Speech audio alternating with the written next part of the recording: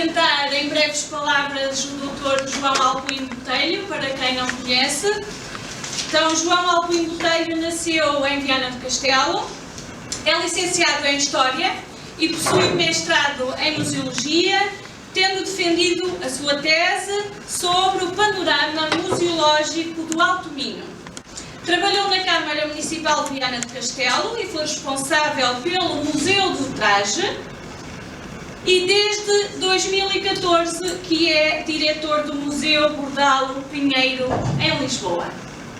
Fica assim apresentado em breves palavras e passo então a palavra ao Dr. João Alcuim Botelho. Muito boa tarde a todos. Eu começo por agradecer este convite à Câmara Municipal de Ponte Lima e dar os parabéns também por estarem a tratar tão bem uma figura tão importante da sua terra. Estes cumprimentos são extensíveis à doutora Ana Carneiro, desculpe, pela forma como organizou. Temos aqui uma sala cheia, que bom. Agradecer também ao João Abreu Lima, que foi ele quem me meteu nisto. Muito obrigado, foi divertido voltar a este tema e a toda a família Sá Coutinho. Eu vou dirigir aqui a Rosário o agradecimento especial, mas também à tia Mariazinha, que muito contente que esteja aqui.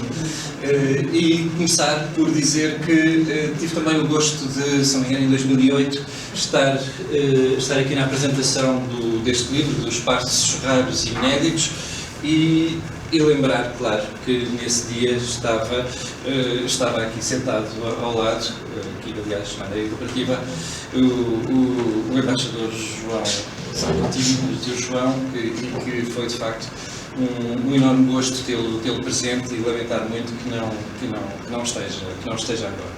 Tinha de começar assim. Mas hoje estamos para falar do terceiro conto da Aurora, José de Sá Coutinho, que o que eu vou começar por dizer é um bocadinho redundante perante a exposição que está feita, e muito bem feita, que tenho de ver com atenção, mas lembrar só que ele nasceu em 1896 e morreu em 1969, no seio, obviamente, de uma família aristocrata do rural do Alto Minho, católico monárquico, que viu a República a ser implantada aos seus 14 anos e que logo em 1919 se envolveu na monarquia do Norte, tinha ele 25 anos, o que o levou ao exílio durante 4 anos. Portanto, estamos a falar de um início do século XX, conturbado, uma primeira metade do século XX conturbada, o fim da monarquia, início da República, depois o início do Estado Novo. É este o ambiente em que o terceiro conto da Aurora se movimenta. Sobre ele, uma das partes mais interessantes e que será um bocadinho o fio condutor desta conversa tem a ver com os valores tradicionalistas que ele sempre defendeu e que o levaram a interessar-se e a estudar as tradições populares e também as tradições populares não de uma forma genérica para todo o país, mas sim em relação ao Minho. Essencialmente a Ponte Lima, claro, mas depois a uma região vasta que ele defende, que é o Entre Douro e Minho. Curiosamente, não é o Alto Minho, não é do Cávado para cima, mas é o Entre Douro e Minho que ele defende, portanto, quase numa ligação a um condado portucalense antigo, mas é esta a grande zona que ele defende e de que ele fala sempre, e portanto ligando um povo a uma região, porque, como ele próprio diz, não há povo sem paisagem. É também interessante notar que se formou em Direito e que foi juiz do Tribunal de Trabalho no Porto. Eu penso que isto não tem alguma importância, porque acredito que lhe tenha dado um olhar especial, um olhar aguçado sobre as questões, sobre os conflitos que havia entre as pessoas, sobre a questão da justiça de determinadas posições que foram sendo levantadas, e acredito que o facto de ter feito a sua vida profissional no Tribunal de Trabalho o tenha ajudado a ter este olhar, o olhar de que vamos falar sobre a sua terra e sobre a questão, as diferentes questões que abordou. E, resumidamente, é esta a base do homem de que vamos falar, mas vamos falar dele enquanto escritor, enquanto etnógrafo e também enquanto proprietário. E já vamos ver a importância também deste escritor e deste etnógrafo ser proprietário, ter terras e ser também esse uma das suas preocupações e um dos seus meios de subsistência.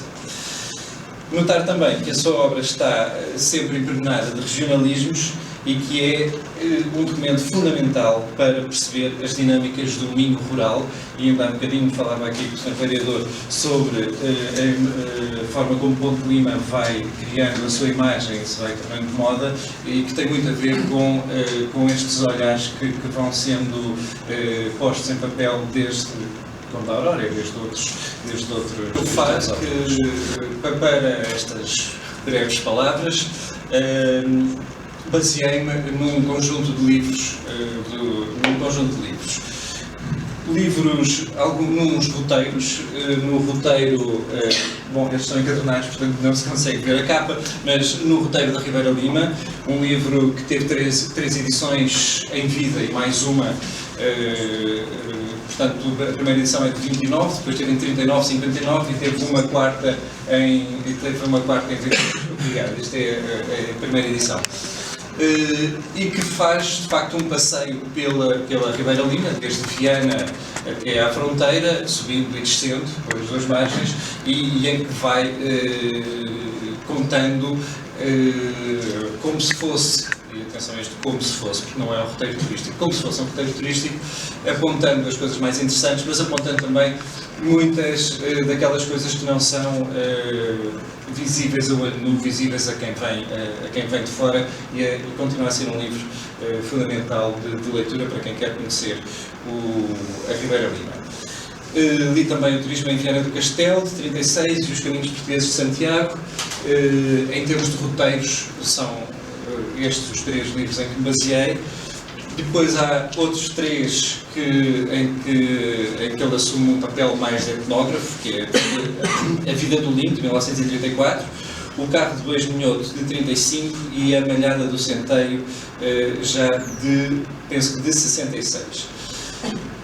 Falo também de dois romances que são particularmente interessantes. O Dom Aleixo, que é este, Dom Aleixo, que se refere à figura do escultor Aleixo Queiroz Ribeiro, de Santa Eulália. O livro é de 1921, é escrito muito pouco tempo depois da morte de Aleixo Queiroz Ribeiro, e é um livro em que ele conta a história deste Dom Aleixo, de um homem que, sendo de uma família aristocrática altominhota, acaba por renegar os seus valores e prosseguir uma carreira que não é bem uma carreira artística, é de facto uma carreira mais arrivista, portanto a forma como ele se move acaba por ser de facto um anti-herói, ou seja, nós vemos através do que Dom Aleixo fez aquilo que não deve ser feito. Aliás, isso é exatamente a mesma coisa que acontece com o Pinto. O Pinto é um dos caciques da aldeia e depois regionais do Alto Minho. Aliás, isto chama-se Infância, Paixões e Morte de um Cacique Eleitoral, e critica exatamente os inícios do liberalismo, e critica a forma como uma figura importante de uma localidade pode não não usar a sua influência para o bem dessa terra. No Pinto há o livro é muito engraçado de ler, com uma ironia muito divertida, com pequenas passagens que nos fazem rir e que nos deixam muito divertidos com a ironia com que escreve. Mas depois, a parte final do livro, o Pinto, que viveu sempre, tratou mal a mulher, traiu os seus amigos, fez tudo por conseguir o poder, acaba por ter penso que uma apoplexia, já não sei, e ficar alguns dias em moribundo antes de morrer, e são uns dias, ainda bem que ele não morreu de morte imediata, porque durante esses dias ele pode pensar todo o mal que fez, e essas páginas finais são uma espécie de um guia do que deve ser um chefe, uma figura importante de uma região. E estas páginas finais têm exatamente essa graça em que ele se arrepende de tudo e diz: eu, em vez de ter querido regimentar não sei quantos votantes e ter tido não sei quanto dinheiro, eu devia ter desenvolvido esta terra, devia ter ajudado as famílias, devia ter trazido outras condições de vida. Esta parte final, estes dois romances são particularmente interessantes para compreendermos o pensamento do Conde da Aurora, exatamente pelo contrário daquilo que representam os seus heróis. Ao longo destas obras, nós notamos que o Conde da Aurora tem alguma influência dos intelectuais do final do século XIX, que procuravam conhecer a sua terra. Há uma tradição muito grande de eruditos amadores que estudavam a sua terra e que a queriam conhecer e que a queriam estudar.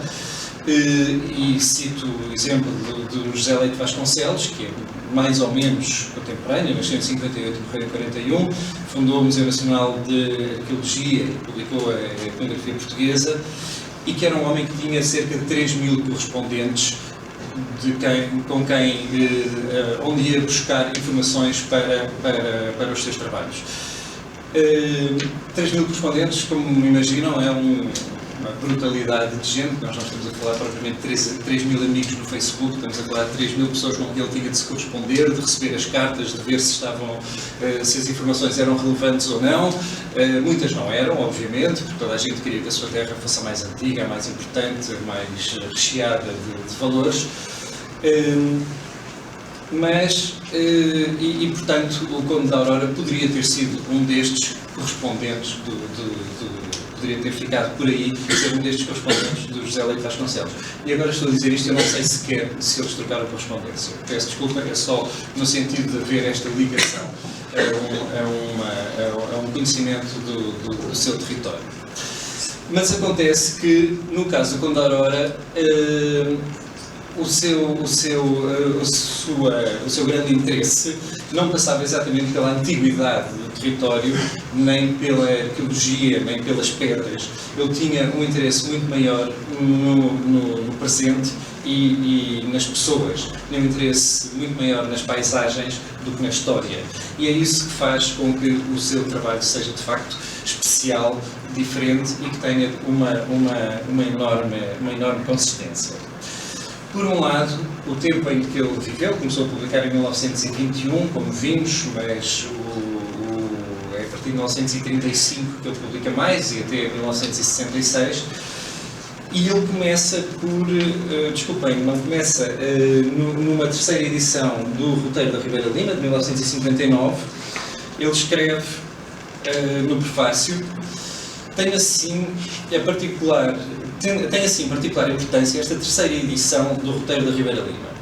Diz-nos o palpite do velho coração limiano que o roteiro, velho de 30 anos, velho de 8 séculos, vai descrever pela derradeira vez uma paisagem, uns caminhos, todo um teatro de verdura e de gentes, de cantares e de ruídos silvestres, de monumentos coloridos e de costumes. Ou seja, o Conde da Aurora percebeu perfeitamente que estava num momento de mudança. Não estava a querer descrever aquilo que existia, estava a perceber que havia alguma coisa a acontecer e preocupou-se com o que estava a acontecer, e aqui é muito importante nós lembrarmos que ele era ele próprio proprietário e, portanto, estava a ver os problemas que aconteciam no dia-a-dia na agricultura, nas suas terras, com os seus caseiros, com a venda dos produtos, com tudo isso. E é isto que lhe dá, de facto, uma importância muito grande ao seu trabalho. E depois a sua obra, ao longo de toda a obra, e faço um parênteses, há bocadinho eu esqueci-me de falar também deste livro, que se chama exatamente Espaços Raros e Inéditos, do Conde da Aurora, que é um livro onde foi feita uma coletânea de textos desde 1921 até 1960, espalhados por uma série de pequenas edições, jornais, revistas, etc., e que é uma obra monumental, é um verdadeiro monumento ao Conde da Aurora, mais uma vez coligido pelo João Abrelino e pelo Ovídio, e que de facto é importantíssimo para se perceber. Quando se lê de uma vez só os Espaços Raros e Inéditos, principalmente os espaços, percebe-se que há uma linha de pensamento, percebe-se que ele vai evoluindo ao ver estes espaços, para exatamente aqui nós conseguimos acompanhar esta linha de pensamento, e vemos que, e aqui percebemos de facto o Conde da Aurora como um tradicionalista, como um homem que, aliás, na linha do integralismo lusitano de António Sardinha, que acreditava que a sociedade se regia por leis naturais e que a tradição seria de facto o alicerce para uma evolução. Eu não penso que ele seja exatamente um conservador, no sentido que não queria que as coisas evoluíssem. Creio sim que era um tradicionalista, um homem que queria que elas evoluíssem, mas de acordo com as tradições. Este olhar que ele tem é um olhar que não é propriamente um olhar diletante, nem um olhar romântico. Repito mais uma vez, ele era um homem do terreno. E isso é muito importante para se perceber que ele, quando fala das coisas, fala, por exemplo, dos preços dos produtos. Fala, por exemplo, do assabarcamento. Fala, por exemplo, dos anos de abundância que acabam por se transformar em anos piores para os lavradores, porque os preços baixam e acaba por ser aquilo que aparentemente era uma bênção, acaba por ser uma maldição, porque as dificuldades para as pessoas são muito maiores. E de facto, o recurso a dados estatísticos, o recurso a informações quantificáveis é uma coisa que acontece em muitos dos textos e que dão de facto uma importância muito grande ao que... Há depois uma outra coisa, que é o território em que ele se move. É claro que ele era de Ponte Lima e que ele fez a monografia de Ponte Lima e que nota-se sempre que fala em Ponte Lima que há ali qualquer coisa que lhe toca o coração. Mas o grande território que ele fala sempre é de facto o Entre Douro e Minho. E é um território que ele conhece muito bem e que ele olha com uns olhos particularmente argutos. O Minho, todos nós sabemos, quando se fala do Minho, ainda hoje e sempre, os discursos sobre o Minho são a beleza da paisagem, a verdura luxuriante, uma série de adjetivos que estão presentes nas descrições do Minho e estão presentes desde muito cedo. No início do século, ao longo do século XIX, por exemplo, foi quando elas se começaram a fixar. E eu vou-vos ler duas. Vou-vos ler o Minho Pitoresco do José Augusto Vieira, de 86, em que ele diz: "O Minho, jardim de Portugal, Quantas vezes, leitor, tens tu ouvido designar assim essa formosa província, dentre todas as suas irmãs, a mais populosa e a mais ativa, a mais pitoresca e a mais hospitaleira, sem o ubérrimo das tradições que individualizam uma nacionalidade, onde a vegetação é luxuriosa e onde os espíritos conservam as qualidades afetivas desse gênio celta que foi o nosso Flatinésio, e dessa alma grega que foi a nossa iniciação artística. Berço onde se embalou a nacionalidade portuguesa, o ninho tem sido o tabernáculo sagrado das nossas tradições étnicas, subversivo e revolucionário no momento das grandes crises nacionais, cultivador da terra na tranquilidade bucólica da paz, amoroso de raça e migrador e fecundo por condições de meio. Leio-vos já de seguida do António da Costa, do livro No Minho, também de 1874. Parece que a nossa formosa província foi feita para nos levar de surpresa em surpresa. Vão redobrando as pompas da vegetação, as aves mais vestidas, mais misteriosos os silêncios, e quanto mais se expande esta criação no fulgor das suas galas, mais se alarga o espírito à contemplação daquelas belezas todas. É um completo jardim de estrada de Ponte de Lima à Barca. São descrições muito bonitas, são muito poéticas, dão razão de ser ao tempo pitoresco, que vem de uma paisagem notável, mas são muito pouco descritivas. Nós não conseguimos, de facto, tirar daqui destas descrições muito sumo. E então proponho-vos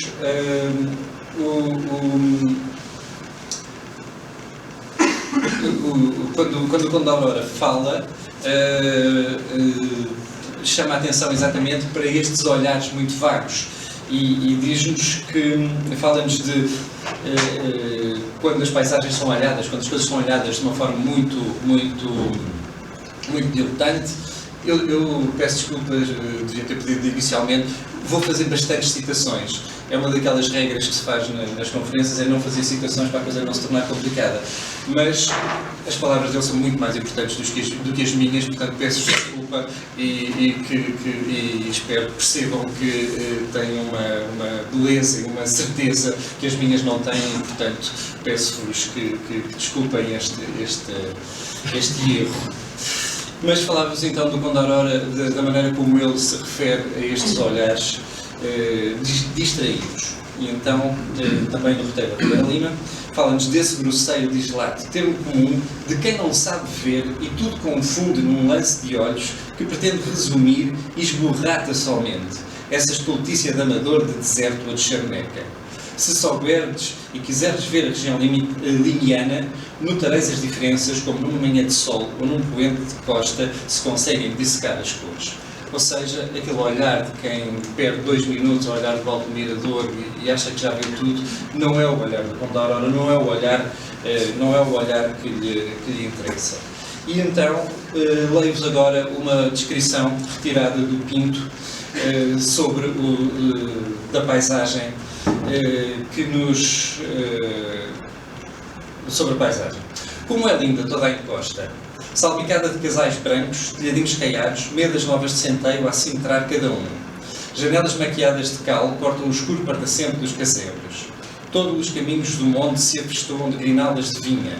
De certa altura para cima é só baldio, calvo de arvoredo, enxadrezado de cortes de mato tão certinhos que parecem escanhoados à navalha de barba. Nesta descrição, muito mais curta, nós percebemos logo que há uma encosta e que há diferentes níveis na encosta. Percebemos que as casas são de granito, percebemos que são pobres, lemos logo uma coisa que já não existe, a forma como eram pintadas as molduras das janelas. Percebemos que têm medas novas de centeio. Reparem que nem sequer é de milha, é de centeio, é o centeio aqui que ele vai buscar. Percebemos que há baldios, que a partir de certa altura deixa de haver terreno cultivado e que passam a ser os baldios que são fundamentais, que ele fala muitas vezes exatamente aqui nos esparços. Calvo de Arvoredo, portanto uma zona aparentemente inóspita, mas que é fundamental para a vida rural, da forma como onde se vão buscar os matos, que depois eram trazidos para as camas dos gados e que serviam de estrume, e tudo isso está nesta pequena descrição de 3 ou 4 linhas, muito bem contada. Não deixa, continuamos a achar que a paisagem é muito bonita, mas a adjetivação é transformada em elementos concretos de quem sabe sabe olhar e de verdes. Quem nós temos sempre o Minho é verde, não é? As gamas de verdes. Até acho muito engraçado as pessoas que falam do traje, que uma coisa que se ouve muito é que o traje é tão colorido porque as pessoas olham para a paisagem, veem muitos verdes e então fazem o traje colorido. Só que o traje é vermelho e os trajes são verdes, portanto a coisa não joga uma com a outra. Mas o Conde da Aurora, quando fala dos verdes, fala 1000 gamas de verde na distância, da oliveira azul negro ao carvalho de tenro renascido e ao castanheiro afestoado. Não são verdes à toa, não são os verdes quaisquer, são verdes que ele identifica, que ele sabe colocar na paleta, e isto transforma a leitura da paisagem, ajuda-nos a ler a paisagem, a percebê-la e a tornar o nosso olhar muito mais rico e muito mais interessante. Mas a paisagem para o Conde da Aurora tem também, como ele diz, alguns gente dentro. Não é só os castanheiros, e as casinhas, e as medas, e os baldios, é também gente que está no terreno. E faço mais uma vez, leio-vos mais uma vez duas passagens. Uma do Dom Aleixo: quieta a natureza, nenhum sopro de vento, bailando as folhas ressequidas de calor. Às vezes lá quebrava a monotonia da paisagem a vela branca de um barco subindo o rio para o carregador. Negros barqueiros, tostados do sol e do tempo, seminus, mangas arregaçadas, curtas cerolas de pano cru, corriam pela borda, arrimados à vara. A figura do barqueiro é uma figura que aparece muito pouco, mas que foram fundamentais nos tempos da Feira de Pamplona, quando não havia estradas e quando todo o comércio era feito pelo rio. E aqui está uma descrição de um barqueiro. E passo a outra, também do roteiro. Ao longe um boieiro gritou ao gado e os bois traçaram um sulco na terra. Estridentes chiavam um carro de mato descendo dos altos córregos do baldio. No ar límpido, como clarão de foguete em noite de romaria, traçou o azul calmo do céu aquele grito do boieiro. E o outro, o do carro de touros. Mais uma vez é o boieiro, dois boieiros, aliás, um que está a lavrar a terra e o outro que está a trazer um carro de mato. E portanto, são duas personagens que compuseram essa paisagem, esta ideia da paisagem com gente dentro, que foram eles quem compôs a paisagem, quem vive a paisagem. E tem ainda uma outra curiosidade, é a introdução do som. Aqui o som do grito do boieiro, o chiar do carro de bois estão aqui presentes, fazem parte desta paisagem e fazem parte não como um som de passarinhos muito bonitos, esvoaçantes, mas como sons concretos que acontecem num momento determinado e que fazem parte de uma Esta questão do som parece-me também interessante. E acho que pode ser também uma das pistas para a singularidade da obra do Conde da Aurora. É que ele era, de facto, um homem culto, com uma cultura da sua época.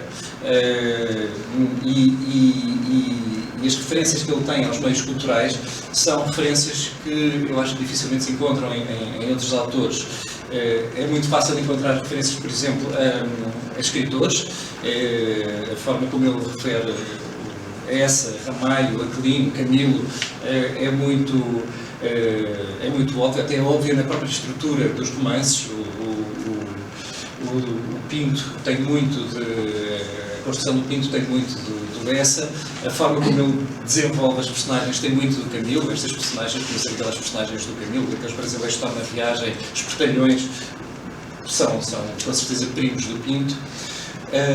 Mas também o cinema. Ele tem referências ao Manuel de Oliveira, ao Alto da Primavera, tem referências ao Charlie Chaplin aos tempos modernos, quando refere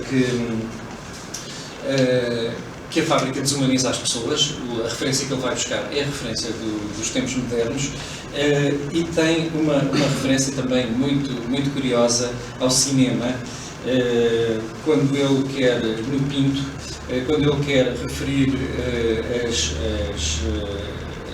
quando ele quer descrever um conjunto de personagens que estão numa Assembleia, ele diz: gostava de poder usar nesta altura a técnica dos cineastas russos e mostrar em gros plan cada um dos comparsas da Assembleia. portanto vai buscar uma forma de descrever que não é exatamente a literatura que ele vai buscar, ao cinema. Mas também a música. E continuando a citar do roteiro da Ribeira Lima, ao falar do Rio Lima, o rio, brando como sempre, no tempo, no espaço, na poesia e no agro azul, era de um azul amaranto, como uma música de Debussy.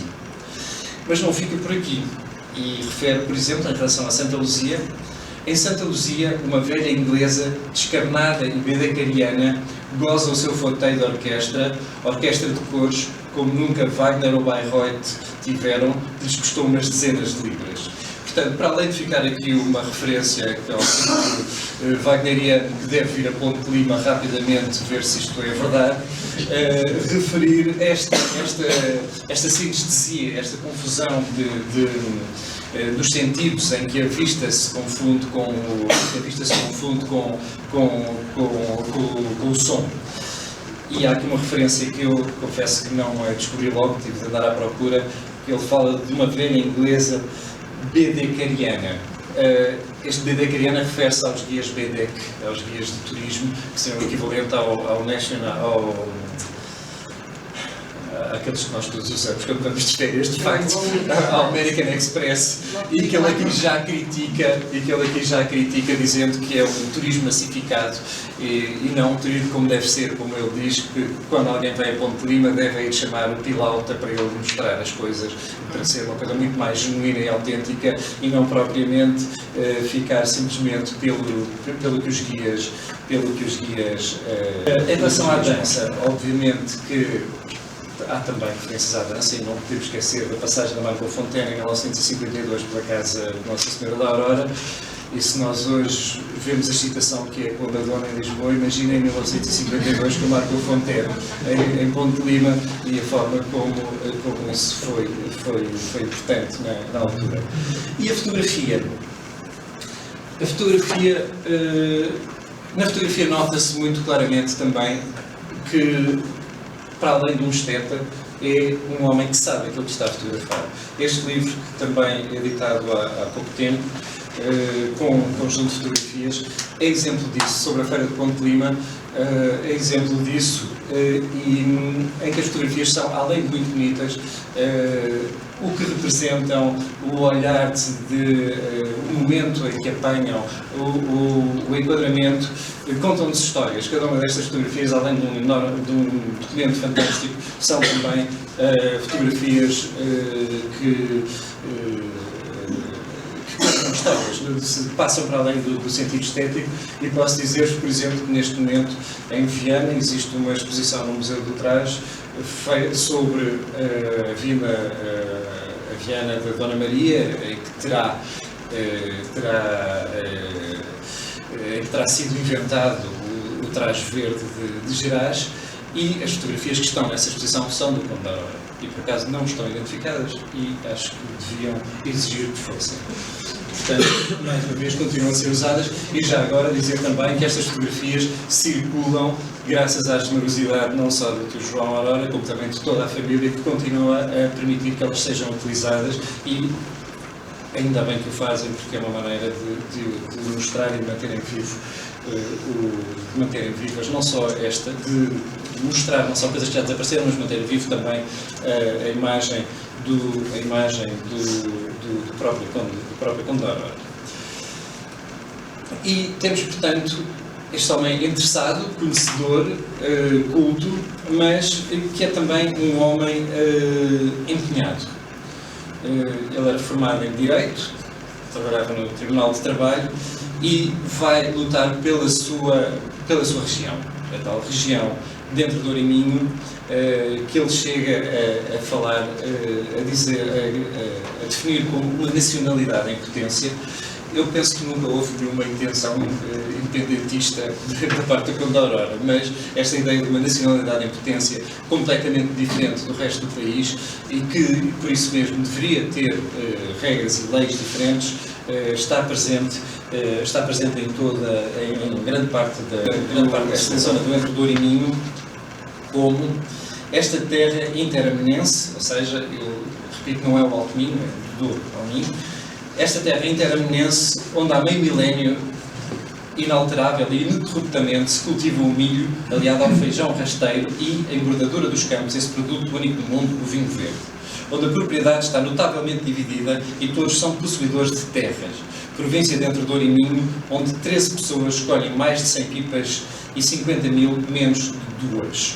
Comarca e sede do lavrador caseiro proprietário, porque o querem aniquilar de todo, destorná-lo por falta de reconhecimento da sua existência e legitimidade. Esta ideia de destronar e de aniquilar o homem do Entre Douro e Minho é exatamente uma necessidade de defender as especificidades da terra. E fala-nos também dos casais, do modo de vida, de socioeconomia. Um casal agrícola, da reserva, do prado, da horta, do pomar, das leiras, leirotas, cortes ou cortinhas do bravio, indispensável pela fruição das lenhas e dos matos. Esse indivisível e único casal agrícola que o fisco liberal individualista, antifamiliar e anti-humano desdobrou em vários números separados na matriz revolucionariamente. O que é que ele quer dizer com isto? Quer dizer que a casa agrícola, o casal, não é só feito de uma casa de 4 paredes, nem de uma casa e de uma horta que tenha à volta, de uns campos, mas tem necessidade de todo um conjunto de terras, de terras de mato, de pomar, de terras que se vão espalhando e que a sobrevivência deste modo de vida dependia exatamente da manutenção dessa unidade, como se fosse quase um vínculo popular. Claro que seria muito difícil manter este estado das coisas, mas é uma das grandes lutas dele é mostrar como tudo isto funciona em conjunto e como é importante, como seria importante manter trabalhadores dos homens que trabalham nesse campo, e refere-se aos lavradores quase sempre, ou muitas vezes, como lavrador / proprietário / caseiro do Entre Douro e Minho. Nunca é só um papel que ele apela, é este conjunto de papéis. E faz a diferença, chamando a atenção exatamente entre o Norte e o Sul, dizendo que o que no Sul seria o latifúndio de um ricaço, aqui é o rendilhado sustento de centenas de famílias. E fala depois também da especificidade destes lavradores. Isto é um momento, eu confesso que essa parte não fiz e também não vos queria amassar com isso. Penso que é um momento em que as leis laborais mudam, inclusive está lá em cima um texto que seria interessante ver desse ponto de vista, em que as leis laborais mudam, em que há a questão dos horários de trabalho e em que há a questão da especificação de carreiras, e o Conde da Aurora defende um trabalhador não especializado, que é este lavrador minhoto, mas a não especialização como uma mais-valia e não como uma desqualificação.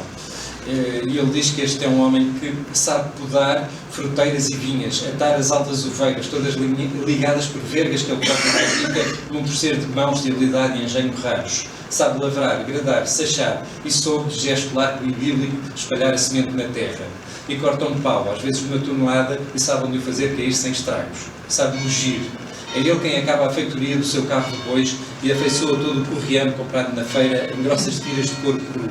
Sabe roçar o mato e carregar o carro equilibrando. Sabe malhar centeio, trigo e milho, a mais difícil das artes. A malha do centeio de 14 parceiros em equilíbrio acrobático, atlético, em verdadeiro número de circo. Sabe a sabedoria de mais umas centenas de trabalhos e especialidades, desde os passos da vida do linho aos da vindima. O operário monotonizado dos tempos de Chaplin versus o não diferenciado do Entre Douro e Minho.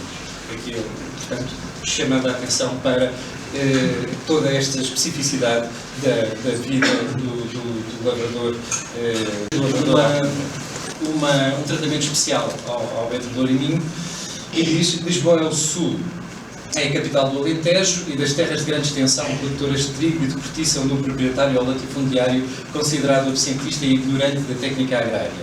O Entre Douro e Minho, distante e ignorado, essa província longínqua e desconhecida, vagamente folclórica e romeira, é a terra incógnita.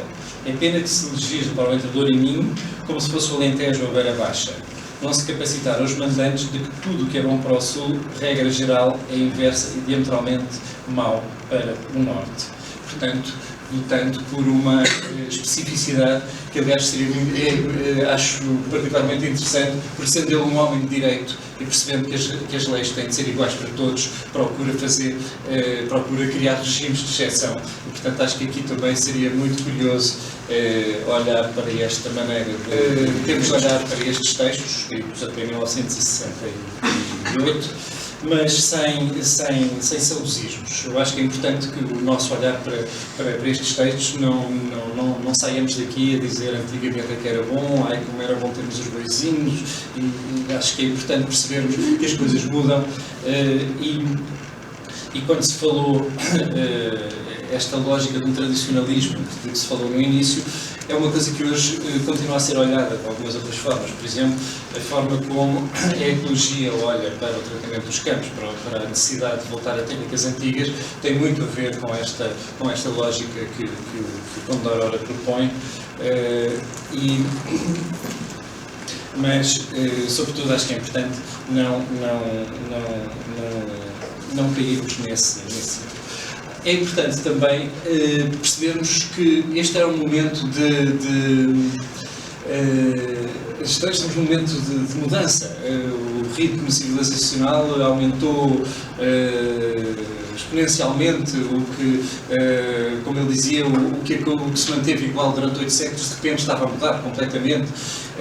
E o próprio Condor Ora não fica...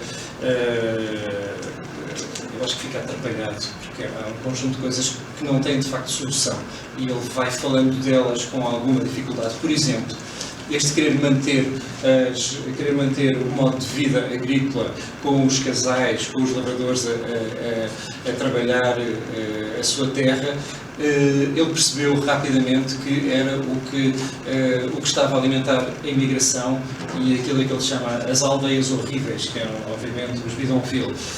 É claro que é uma equação que não funciona, porque se mantém aquele estado de coisas, as pessoas vão ter de emigrar e vão alimentar os bidonville. E portanto, há aqui uma dificuldade de perceber esta mudança. Por exemplo, ele tem alguns textos contra a indústria, refere-se, Ponte de Lima, a importância da feira, no sentido de ser a importância da feira, sem indústria, sem fábricas, sem produtos especiais, vive paulatinamente da sua pequena lavoura, à moda do Minho, pão e vinho, gado e uns pinheiritos. O seu único valor económico é a feira de Ponte de Lima. É claro que, perante este panorama, não era possível opor-se a um progresso que estava a acontecer, opor-se a uma industrialização e não perceber que, se isso se mantivesse assim, os resultados seriam de facto a imigração, seriam de facto uma industrialização muito selvagem, mas este é um caso que não fica resolvido ao longo dos textos que fui lendo.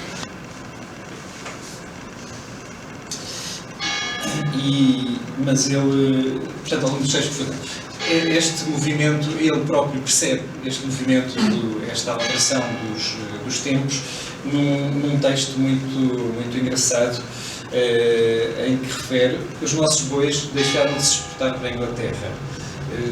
Só para dizer, a Revolução Industrial, a Inglaterra foi um grande consumidor de carne, passaram a ter mais dinheiro, puderam alimentar-se melhor e então o Alto Minho exportou muito gado para a Inglaterra. Os nossos bois deixaram de se exportar para a Inglaterra e esta recebe carne congelada de La Plata. A nossa formidável laranja é batida pela laranja standard, tipo comercial, de menos sabor e qualidade de todo o mundo, de Valência às Ilhas Algarve. E no Chiado vendem-se neste momento a peso de ouro, maçãs do Cabo, enquanto as nossas feiras no Minho abarrotam de baleios de camboesas, de reinetas, de bravo de esmolfe. Isto é um outro texto que se chama exatamente Nós, os Proprietários, uma conferência de 1938. No entanto, ao referir, e reparem, em 1932 já se referia que havia maçãs do Cabo a serem vendidas a serem vendidas em Lisboa e carne congelada a ser transportada da Argentina para a Inglaterra. Hoje lutamos por questões como o quilómetro zero na alimentação do nosso dia-a-dia, lutamos contra o plástico. Por falar em lutar contra o plástico, eu estou-me a lembrar de uma situação que não tirei. Ele refere exatamente os desperdícios das embalagens. Refere que há dezenas de milhões de dólares gastos nos Estados Unidos exatamente por causa dos desperdícios das embalagens, coisa que hoje está mais na ordem do dia que é possível e portanto, o que me parece muito interessante vermos nesta leitura do trabalho do Conde da Aurora é a necessidade de percebermos a individualidade de cada território e de o potenciarmos, de lutar contra o denominador comum, como ele também chama, que ele considera, e nós estamos a perceber que esta globalização selvagem que nos desindividualiza, que nos tira a individualidade, pode se tornar muito perigosa e eu acho que isto é uma grande lição, do que o Conde da Aurora referiu. Esta luta entre uma massificação, uma industrialização mais selvagem e uma ligação à terra é também um dos momentos do Dom Aleixo, do livro, quando há uma tensão entre o Dom Aleixo, depois de ter passeado por todo o mundo, depois de se ter casado com a sua Violet, quando reencontra o seu amor de infância, a Leonor, e então há ali um confronto entre esta Violet, que existiu. O Aleixo Queiroz Ribeiro casou-se com uma rica herdeira de uma fábrica de chapéus que se chamava Stetson, e que o Conde da Aurora muda o nome à fábrica de chapéus e diz "Oh my hat", usando obviamente com toda a situação. E nesse momento em que o Dom Aleixo se vê de um lado com uma herdeira que não lhe interessa nada, que só lhe interessa o dinheiro, que é feia, que é desinteressante, que é dona deste herdeiro de chapéus, dos "Hold My Hat", e do outro lado a sua Leonor, que representam os valores com que ele se identificaria mais. Fica de tudo isto, de toda a leitura da obra e da importância da figura de Conde da Aurora, este olhar lúcido, estes textos cheios de alma, com uma fantástica ironia, com um humor fininho, que aliás acho que ficou na família, como também uma das boas heranças, e na descrição e nesta enorme problema de uma época em mudança que não se sabia para onde ia, e o que é que mais um parênteses, porque estas coisas são um bocadinho mais estranhas, vão aparecendo umas e outras, e estou mesmo a acabar. Lembrar que ao mesmo tempo que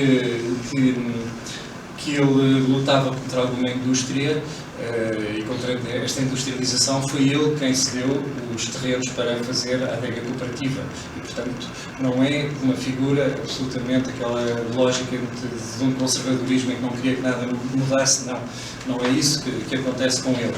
Em muitos textos ele defende os lagares de azeite comunitários, defende a importância e na sua vida isso aconteceu várias vezes, nomeadamente esta questão da adega cooperativa que me parece muito importante. E mais uma vez, como vos disse que tinha roubado muitos textos, vou terminar com um texto do Conde da Aurora, exatamente de uma conferência lida em 1932 no Sindicato Agrícola de Baião, e passo a citar: "Termino, não sem tempo, amável, encantador, escolhido, culto e polido auditório.